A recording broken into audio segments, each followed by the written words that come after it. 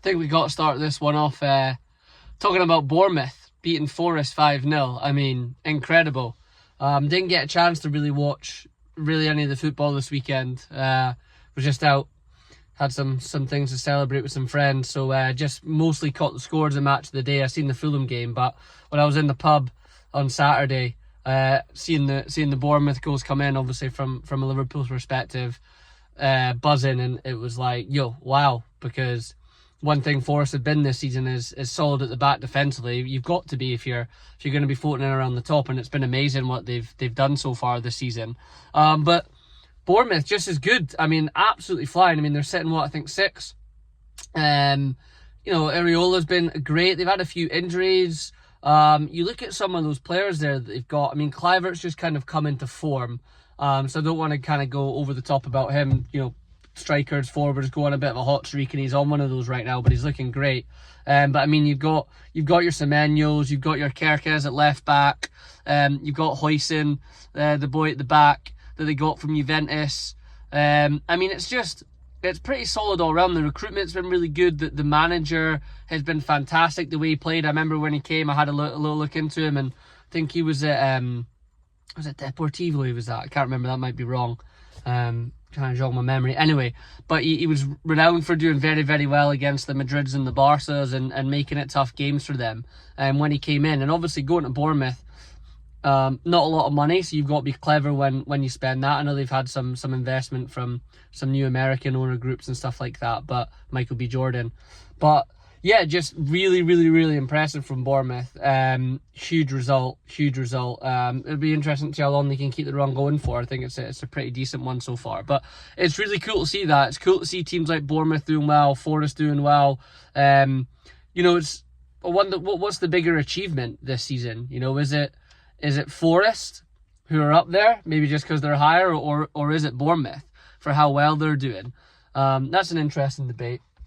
But I think overall it's been interesting. I'm definitely gonna get a podcast in with someone to talk about this from like a coaching point of view. But I've watched all match of the day, and I'm just kind of listening to Gary Neville's podcast. Got about 20 minutes left to go or something, and they obviously talk about the City Chelsea game. And Pep said something in the week that was interesting after the PSG game, where he said the game's going away from positional play, and I think you can see and feel this season.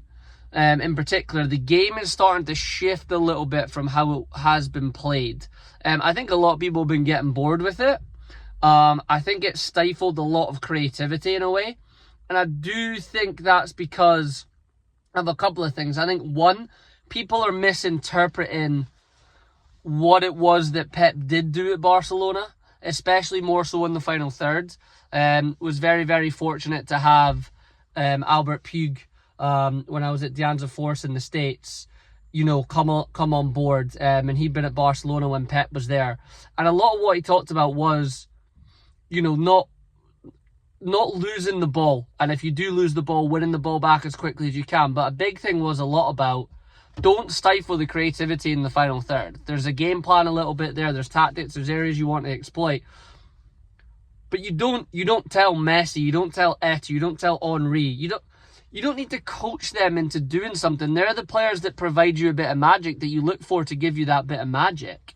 They're not the guys that you want to be necessarily giving specific instructions to. And I do think attackers have lost that.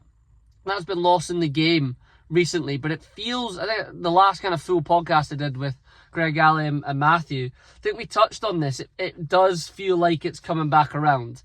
And I think Marmoush, from what I've seen on Match of the Day and from what I've heard, is going to be a really good player. Neville said something that was interesting, is that he is going to be dangerous off the ball. He makes the runs in behind off the ball. Whereas, like, recently you've had Doku and Grealish want it to feet, and even kind of Foden wants it to his feet, and it does get a bit boring and a bit tough to, like, break teams down, and it gets a bit predictable too. I think when we've all played, you don't want folk running at you and making those runs in behind and picking the ball up and going at you, which the era of the football I grew up on, with your Thierry Henrys and your Wayne Rooney's and stuff like that, it was a lot more free in the final third. And again, I do think that's been misinterpreted a bit by coaches and younger coaches coming through for what Pep's done, because let's be honest, he's really the main man that's kind of been involved in this era over the last kind of decade, 10 years. But I think even he's starting to adapt a little bit and change it and kind of go back to that thought process of having guys that are just a bit more free and a bit more creative. You can't control everything.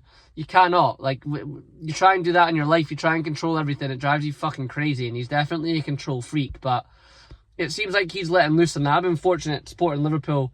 You know, Klopp kind of was more the other way. He was more with Salah, Mane getting in behind with Firmino floating and heavy metal, rock and roll football, whatever you want to call it. So, been fortunate to see that. But I did see it evolve and add more control to it. There's a balance to everything. There really is. But I think that will be a good chat to have right now, just about where the game looks like it's kind of going to start to head in the next kind of few seasons, and hopefully kind of getting back to seeing those types of players again, just a bit more freedom in the final third and not quite as boring.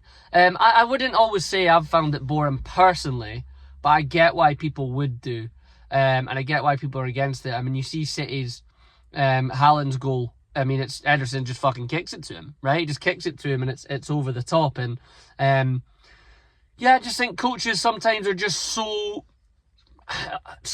into like playing out and having this idea and this identity, and I think that's important, but I think that's been made to be over important so much in recent years, and I don't think there's anything wrong with just kicking it over the top sometimes.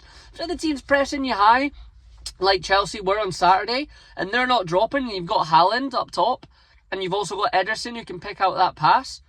Fucking play the pass, play the ball over the top. Like, it's at that level especially, it's about winning. It's a little different when you've got kids and you're trying to teach them things, but what are you teaching kids if you're continuously doing something that's not working, right? I think adaptability is the most important thing. I think you see, I'm not just saying this because it's who I support, I think the team that has been the most adaptable in games this season has been Liverpool, and they're sitting at the top of the table.